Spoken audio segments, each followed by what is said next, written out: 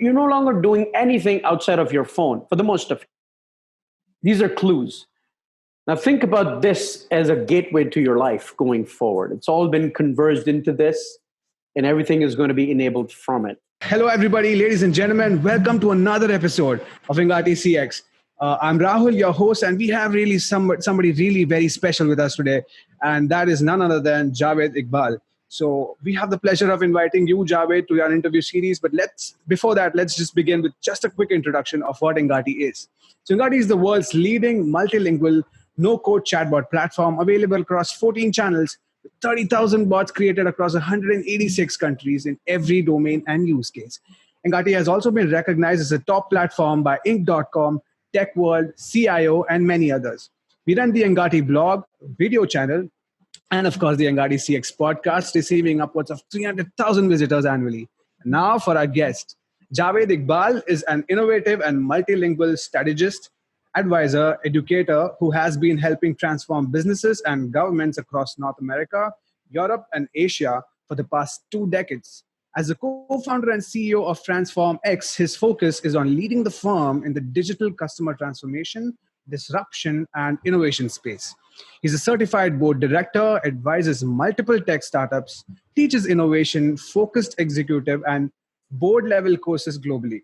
Is a former adjunct professor at DePaul University and is actively researching the effects of the fourth industrial revolution in the developing world. Welcome, Javaid. It's such a pleasure to have you on board today. Thank you for having me. Yep. So before we get the inside scoop from the man himself, here's a very tiny, quick announcement. We have something really special for all of you viewers out there. So stick around till the end of the interview and you will find out what it is. All right, Javaid, you ready for this? I'm ready. Let's do it. All right, cool. So jumping on to the first question, Javaid, why is it important for businesses to have a digital first mindset? Well, simply put, digital first means approaching any new opportunity or a challenge with an assumption that the solution is going to be in a digital form. Mm-hmm. Now, fundamentally, this sounds very simple, and organizations that are digital natives continue to think in that direction. But there's a lot more to this, and the mindset envisions intelligent growth and scalability. Now, if we think about how this mindset comes about, this organization is companies like Uber, companies like Airbnb.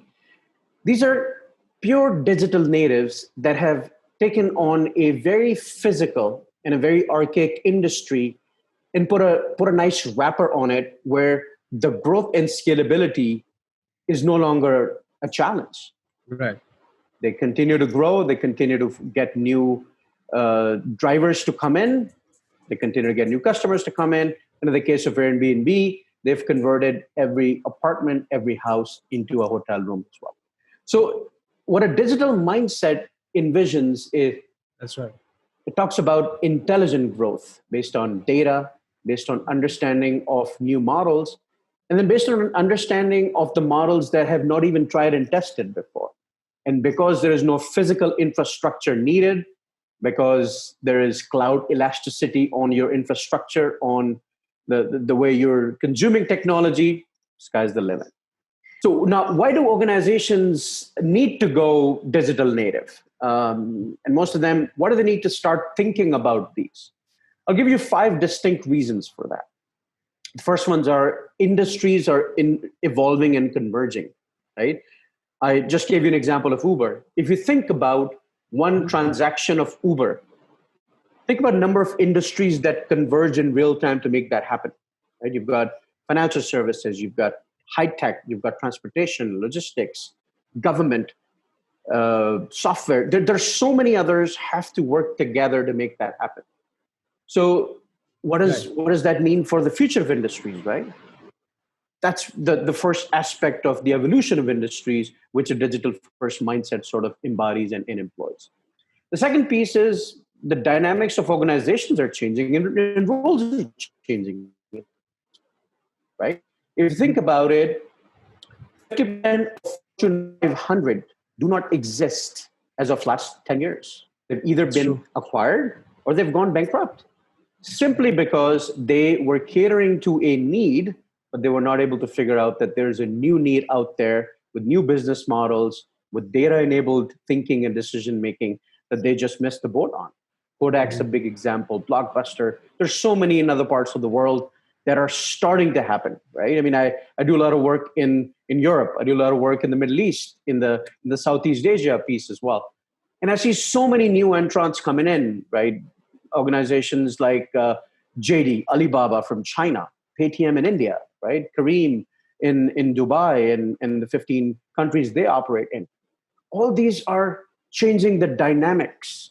And the way they're doing it is with AI, with machine learning, with transformation specialists coming in, software, apps, developers, and they're making archaic things and roles like administration, accounting, bookkeeping, tallying, data entry, just medieval, right? So if you think about the organizational mindset, that's continuously changing as well in this as well. The skills and requirements are changing. That's the third part out of the five. You've got a combination of hard skills and soft skills that are needed as well. Now, these hard skills, obviously, cloud computing, AI, you've got analytical reasoning, UX design. I mean, these things you didn't hear of these 10 years ago, right? That's But correct. then you have to map that up with softer skills as well, like, creativity, persuasion, collaboration, adaptability, time management, right? So it's a new world out there. Roles are evolving, people are evolving, and so forth, which doves into point number 4. The next generation of employees different, right? And what's agenda? You seem to be a millennial here, right? The way Yeah. you're an employee, you don't care about longevity, right? Your dad probably showed up at work and 30 years later, he got himself a nice watch and he retired. That used to be Right. the lifestyle. Right. You are now a lifetime learner. You're empowered with data. You're digitally competent, right? Mhm. Your service orientation is different. Your customer focus is different. You're remotely connected. You're sitting in a room in another part of the world, and you and I are having a conversation just like we'd have over lunch, That's right? correct. And you seem to be, uh, embodying a unique that typically didn't exist in olden days as well. And the last piece is just because employee is different, the next generation customer is extremely scared. I was invited by Google last year to give a talk on the future of AI and humanity, and I'll share the link of that 7-minute talk in New York. And the crux of it was that there's the newest generation that's walking around this world is called Generation Alpha.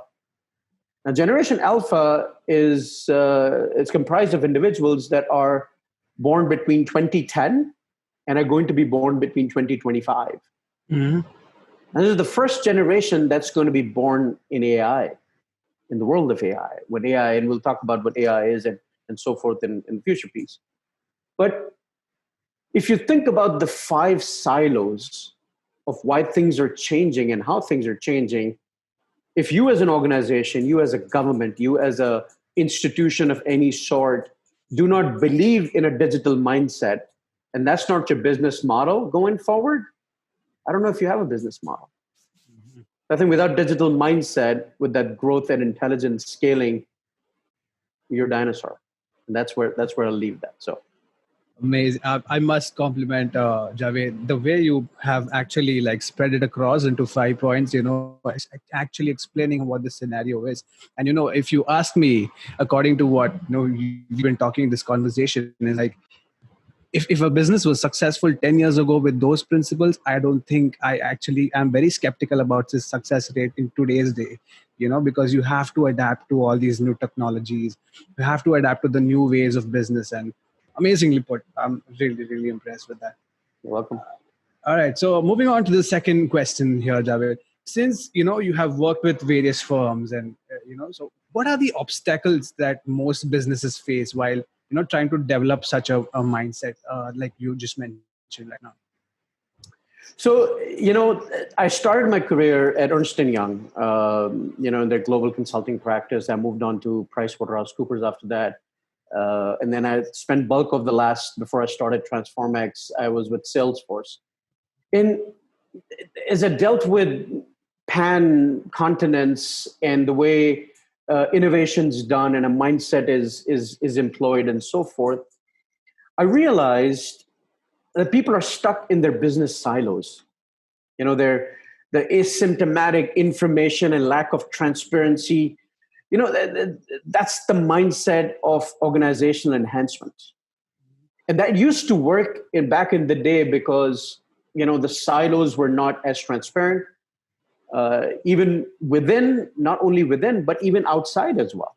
I mean, right now, think about it. Anything that happens um, is happening not only in any challenge someone has with your brand, not only happens with you, but the world sees what's happening with you, right?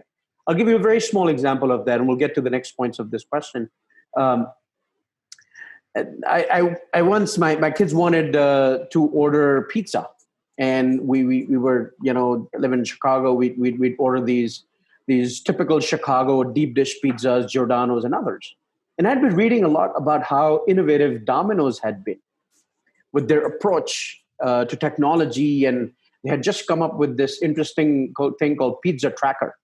Mm-hmm. And more than the pizza, I was interested to see how that tracker works, because all you had to do is just put in that your number in there, and the tracker showed that whether it was in order, whether it was in the oven, or it was being packed, or it was out to delivery. And I wanted to see how that works. Right. So it was a random weekend, random Saturday night with the kids, and I realized about an hour and a half later, the pizza hadn't showed up. So, and I checked, there was no big game happening in Chicago either. So, like a digital almost native, I'm not that young, but a digital native, I said, what, let's tweet this. So I just tweeted to Domino's and I said, what's the point of this pizza tracker if you can't deliver on time? And it was more an experiment than anything else as well. And what happened surprised me. 5 minutes later, before Domino's could show up, Pizza Hut wrote to me and said, next time order from us. Wow. Now think about it this way. A challenge that you're having with your customer is being outside. Competitors are looking, right? That's the silo you're stuck in, right? And then you don't have the second point would be you don't have the internal skills. You don't have the digital maturity and the acumen to combat that. And one of the things when we engage with the C-suite and the boards of various organizations globally, one of the first things we do is we've got this digital maturity test. And without that, we don't move on. It's like, when you go to a doctor and they say, what, I need blood works. Get your blood test in, I'll check out all the vitals, and then we'll move forward. And without that, we don't take any engagements. Because you could say whatever you want. It's the results of these tests that are going to really show us where you stand. And then it will help us guide you on where you sort of need to go, and we'll give you all that information as well. So the skill set in many cases are lacking. They don't understand the silos of it. There are cultural challenges and nuances, the dynamics of internal politics. Companies used to have their fiefdoms. Finance would do it their own way. Accounting would do it their own way. Marketing wouldn't talk to anybody. Sales would be out their own as well. Things like that. And now because of transparency, you can fight all you want. But if I'm Domino's, I don't care. Pizza Hut is winning that war because guess what? They just lost me. And the final part, which is I think the most important part of what you said, what's sort of the obstacle for them to sort of move on? It's the change. We're all sticklers of habits, and no one wants to change. They just want things to happen without changing themselves. And I think that's a humanistic thing, especially in the leaders of today, which are in their 40s, 50s, and 60s. Obviously, that try asking your dad or granddad to come up with a new way, and they don't believe in the digital mumbo jumbo. That's correct. Now, but what really hit me is the point that you mentioned that you have an audience watching now. Yeah. Right? So whatever mistakes Absolutely. you make, right, you have the competitor jumping right there, and it's about time that businesses actually realize that, and then cultivate the new skills that they need to actually, get the game on point. Very well said. All right. So what exactly is disruption readiness, and how significant a role will innovation and creativity play, and how all these together will kind of amplify the customer experience? So these are three things, right? Yeah. Disruption is one, innovation is one, and then customer experience is an entirety a new or a subject in itself. So let's break it down. Let's look at disruption first, right? All right. Now, if you think about it, and I do a lot of read a lot of these studies and reports and so forth. One of my favorite ones is from 2017, an Accenture report that talks about it's called the four states of disruption, which is very interesting.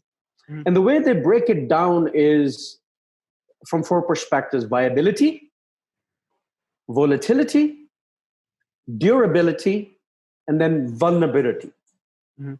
Now, these are big words, right? And the way they sort of break it down, they talk about how each of these are applicable to various industries, and we'll sort of let's break it down a little bit as well. Um, Industries like banking, hospitality, transportation, logistics, these are more threatened in the short and long term, right? So if I'm a bank, and I've had this conversation, I was recently talking to the chairman of a board of a $5 billion bank, and I asked him a simple question. I said, in 2025, what is the state of your bank? Give me in a sentence. And he couldn't sum it up. And I said, well, I think, as we talk about, the employees and the ways they're sort of assuming things, it's an enabled employee with all the skill set, and it's an enabled employee with all the systems that you're providing them, right? That's your walking, talking bank. And majority of it is done by machines and the augmentations of machines and so forth, right? So if I'm a bank right now, and I talk to a lot of CEOs, I was just invited by this group last year to talk about banking on fintech, how fintechs are starting in that finance industry. I'm completely up for disruption. Another CEO of a logistics company that just did delivered packages, and I asked him a simple question. I said, you know what? I have a simple question. I said, if a Uber driver is going out there to drop somebody off, he can pick up a package at the end and drop the package off. And I said, what's your business model in a couple of years? So a lot of these leaders are not thinking within the silos or outside of the silos of their industries, because disruption is not just coming in from within, it's coming in from outside. Your banking is being disrupted by telcos first, and now software companies. How dare Apple Pay come up with a product, right? WhatsApp, come on, WeChat. These people are saying, screw the banks. We'll give you everything in a very communicative and open environment where you can be talking to us. And the next thing, you and your friends are like, okay, let's order pizza. Guess what? It's right here.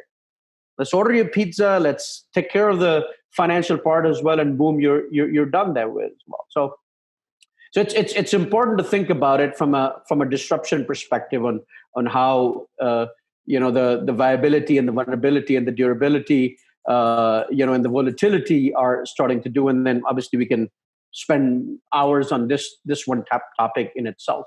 Mm-hmm. On the innovation side, there are these indexes from, some are from the World Economic Forum, the global competitive indexes of countries and companies and industries. And the more I'm seeing, especially in COVID times, COVID's been another game changer, right? Because what you had to do maybe 5 years out, it's here to stay. Absolutely. And like a favorite thought leader of mine out of San Francisco put on a call I was with last week, he said, it's not the elephant in the room that just came in and destructed everything and left. It's elephant in the room that's here to stay, and it's not leaving anytime soon, right? Absolutely. So COVID's around, and because of COVID, think about the innovation and creativity that you have to come around in ride sharing, in logistics, in food delivering, in hiring, in in doing conferences, and in doing every facet of work that needs to just come around and make it happen, right? So innovation and creativity, while they're open concepts and agreed upon, I think also have a lot of cultural nuances. Innovation in India versus Pakistan versus Dubai versus London versus Nairobi versus New York. While the semblance of technologies might be the same, but the use cases might be different. And what you need from an innovation perspective might already be done in New York. So you might be able to take some of that, but you will have to create a cultural wrapper around that as well. And then the innovation is yours to consume. So I think that's what I would say about the innovation readiness and innovation part. Customer experience is a completely different ballgame. That's again, it's seeking an understanding of how humans interact with your brand and the feeling they get towards either purchasing your piece, sticking to your piece, or then buying more of your piece as well, right? So kind of a acquisition, retention, and growth, and how the experiential side, the experiential economy enables that. And we're global partners with the likes of Vonage and Zendesk and a few others, where we deal with these voice-enabled and video-enabled and text-enabled bots and conversations and so forth as well. I understand you guys do a lot of it with Engati as well.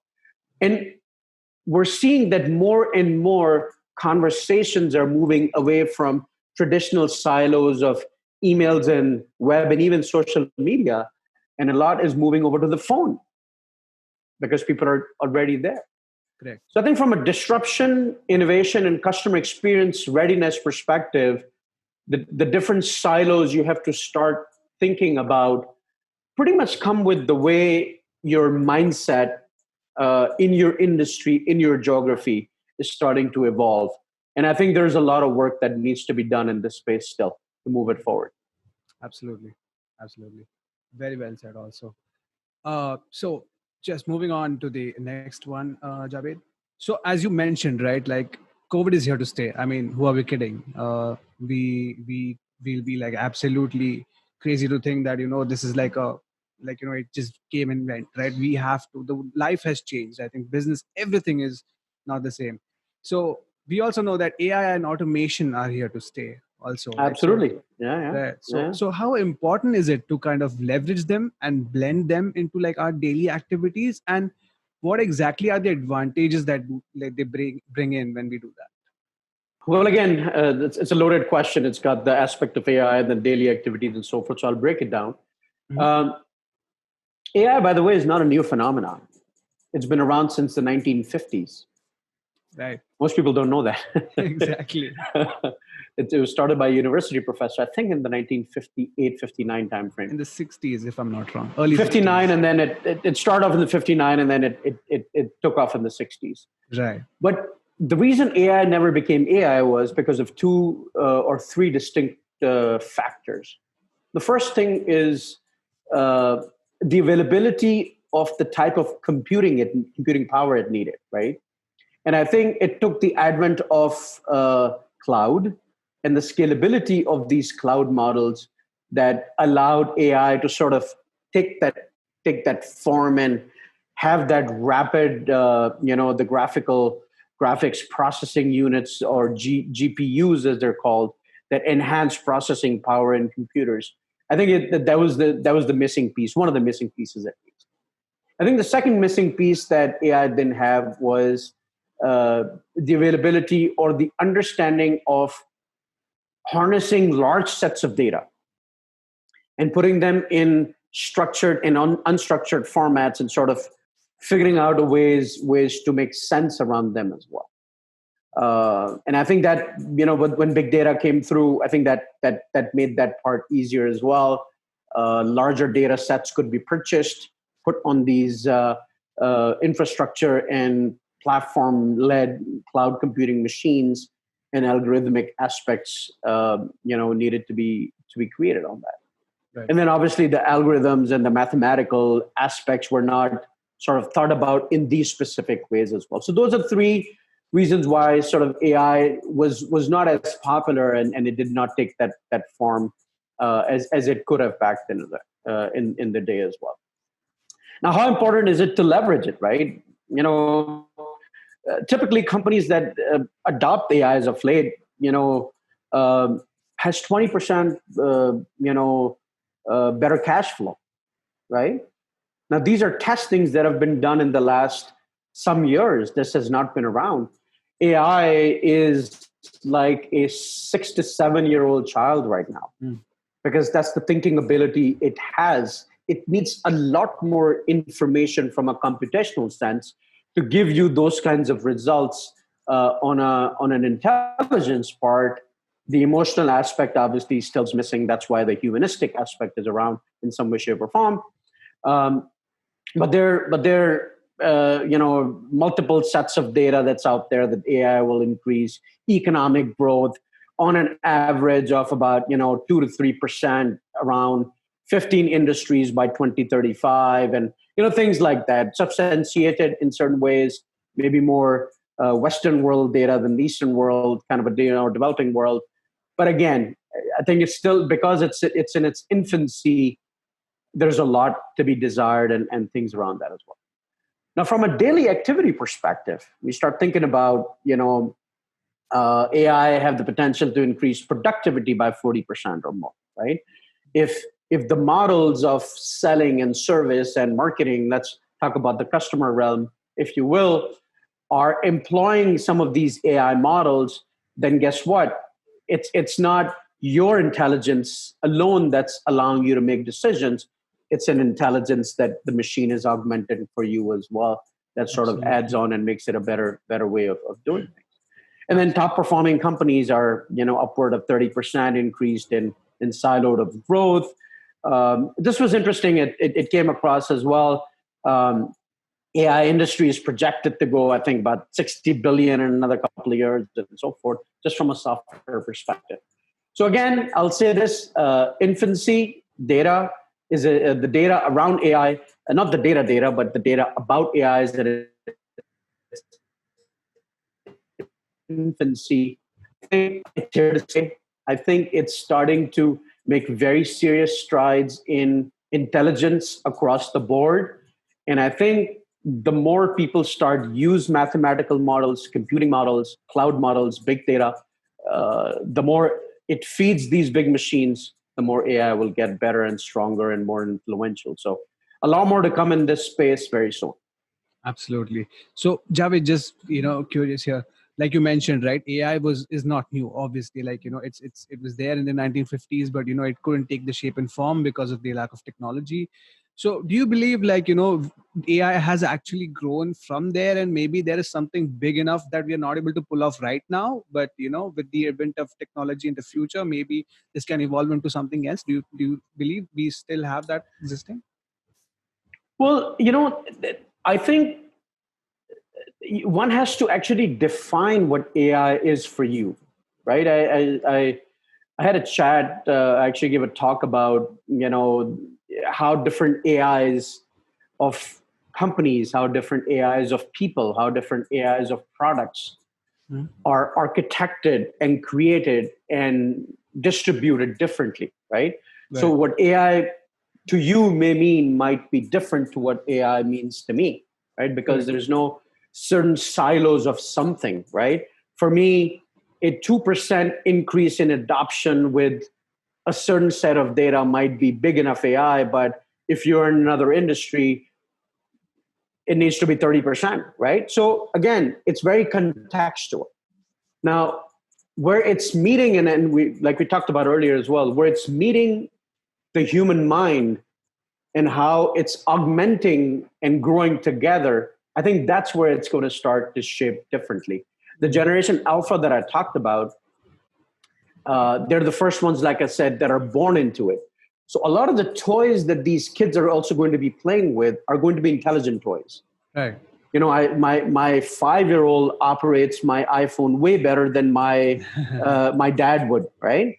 because they just continue on and continue to evolve. So what these kids know right now is that all I have to do is ask a machine something and a machine would respond, right? Respond back. Now that's the mindset these kids are growing with. Now, as they evolve, as they go to school, as they come out of college, as they get into a mindset, they will start to expect more out of this. I'll give you a small example. Are we okay for time? Few more For minutes? sure, for sure. Okay. No problems. I'll give you a small example. So this happened in 2012, and I'll share a write-up on this as well. This happened in about 2012. I was in San Francisco for an executive briefing center for a big client of mine, Groupon, and for Salesforce. And I was pouring coffee over a tea or a coffee break. And this colleague of mine came to me and he said, Javaid, you won't believe what my 6-year-old did yesterday.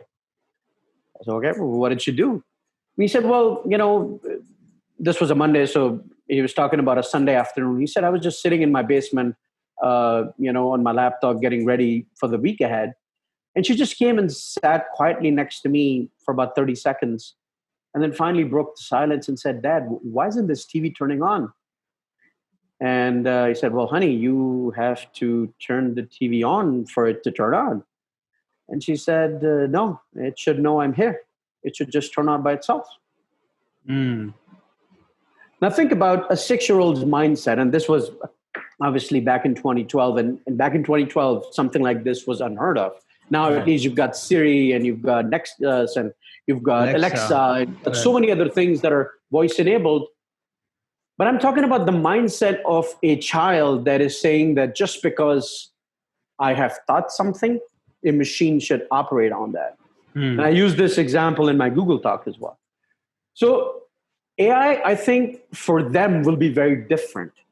We're in a process of feeding AI to become that. We're, interestingly, another topic for another day, also adding our algorithmic biases into AI as well. But what these kids don't know and don't care, they're on the consuming end of AI, right? All they know is they have to just ask something and it'll come back. That's like I routinely catch my 5-year-old asking Siri what Siri's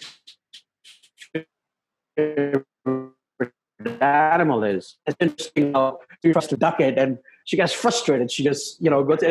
I don't stop. I just enjoy learning it because this is a child, engaging with the machine. A 7-year-old does it very differently, right? And my 11-year-old daughter approaches it very differently. So even within my household, with my 3 kids, I see them operating it very differently. And this is your semblance of what your customer and employee and expectations are going to look like. And as we design products, as we design markets, as we design various industries, we'll have to keep these kids in mind as we design them. And that's going to be the scary part. Very wonderfully put, Javed. I mean, that's how you actually because they will demand that kind of, a response from the AI. Right. So that will actually compel the innovation for a lot of us in the business, I think. All right. So concluding, this was amazing. A lot of fresh insights, a lot of fresh information. Javed, is there anything else that you would like to share with our audience today? Well, this is the digital age.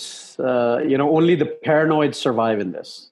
So it's exhausting continuing to reinvent yourself. But this whole digital mumbo jumbo is real. It's here to stay. People ask me as I advise, various organizations on, how do we evolve ourselves? How do our kids evolve themselves and so forth? And my simple, piece around them is just pick up the clues around you. Every aspect of your life is converging into your phone.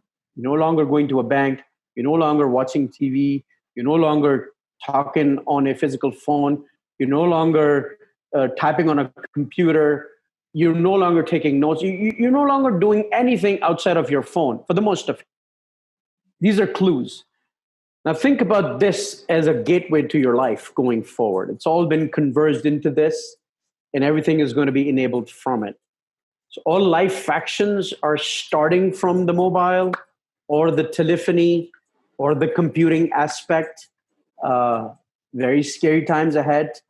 Uh, our digital thoughts are a reflection of our own. So be careful how you represent yourself in these social channels and so forth.